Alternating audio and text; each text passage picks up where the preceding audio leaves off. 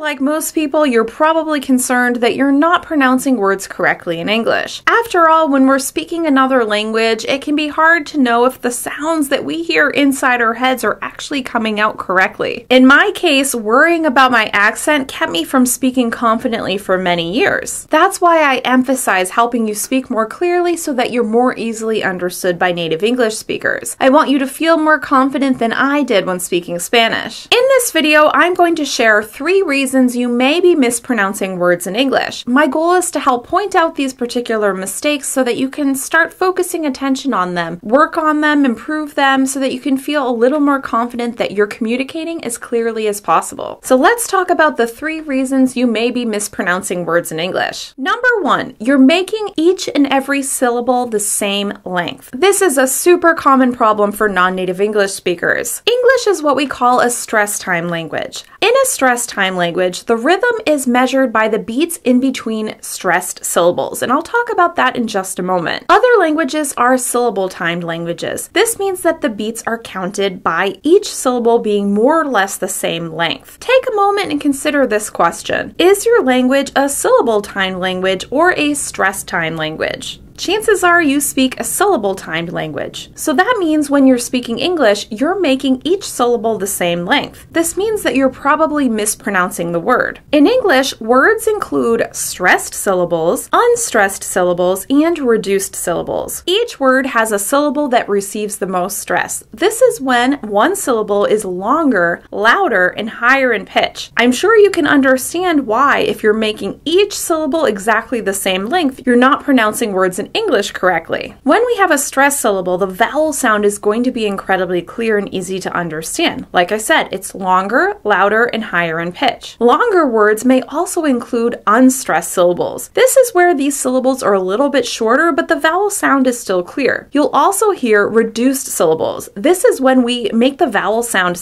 like the schwa, which is the sound in about, or it sounds like eh. We're not going to go into too much depth on word stress here in this video, but if you want more guidance, please be sure to check out my free email course, Sound More Natural in Just 5 Days, at soundmorenatural.com. To pronounce words more accurately, you need to pay attention to the stress syllable. One syllable will be longer, louder, and higher in pitch. Let me just tell you that one of the reasons I have an accent when I speak Spanish is that I'm still stressing syllables like I would in English. Spanish tends to have more even syllables, and in order to reduce my accent, I'm going to have to reduce the stress that I use naturally as a native English speaker. It doesn't sound natural in Spanish. So now that you're aware of the importance of making sure one syllable is longer, louder, and higher in pitch, let's talk about reason number 2. The second reason you may be mispronouncing words in English is that you're stressing the wrong syllable. Since you've probably been listening to English for years, whether you're listening to music, watching TV or movies, or even interacting with native English speakers, your ear has started to adjust to stress. You know it exists. But if you're mispronouncing a word, it may not actually be your articulation of sounds, the particular sounds. You may actually be putting stress on the wrong syllable. A common example I hear is the word hotel. Many non-native speakers stress hotel. They put stress on the first syllable. This may be interference from their native language or how it's pronounced in their native language, but in American English, we pronounce the word hotel with stress on the second syllable. You'll notice that tell is longer, louder, and higher in pitch. Hotel. A longer example is the word experience. Some people stress the first syllable, experience, but it's experience. You want to make sure that syllable, experience, is longer, louder, and higher in pitch. If you shift around the stress, the word is going to sound off, even if you pronounce every single vowel and consonant correctly. Another example, education. We stress the A, education. Sometimes people stress a different syllable, like education, and it doesn't sound natural. You can hear it sounds a little weird. Education. Make sure you stress the correct syllable. Another related example, university. Sometimes people say university. Native English speakers say university. If you don't stress the correct syllable, it may be a little hard to understand you, and it's going to make the word sound off. A third reason you may be mispronouncing words in English is that you are substituting a consonant from your native language. At times, there is some overlap between the consonant sounds you use in your native language and we use in English, but at times they're similar but not quite right. When you're first learning a language, it's very common to find a similar sound, to find a similar mouth position. This helps make it a little easier to try to get the sound out correctly. But as you continue to advance and you want to improve how you sound and reduce your accent, you're going to need to stop substituting these intermediate sounds. In fact, sometimes the sound you're using from your native language isn't exactly the same way we would form the sound in our mouths in English, so it comes out sounding like an intermediate sound. A super common example for speakers of Asian languages is substituting the L sound for the R sound or the R sound for the L sound. Both of those sounds are kind of in the same position in your mouth. I'm not going to get into too many details here, but just pay attention when you say the word really. Are you making sure to say really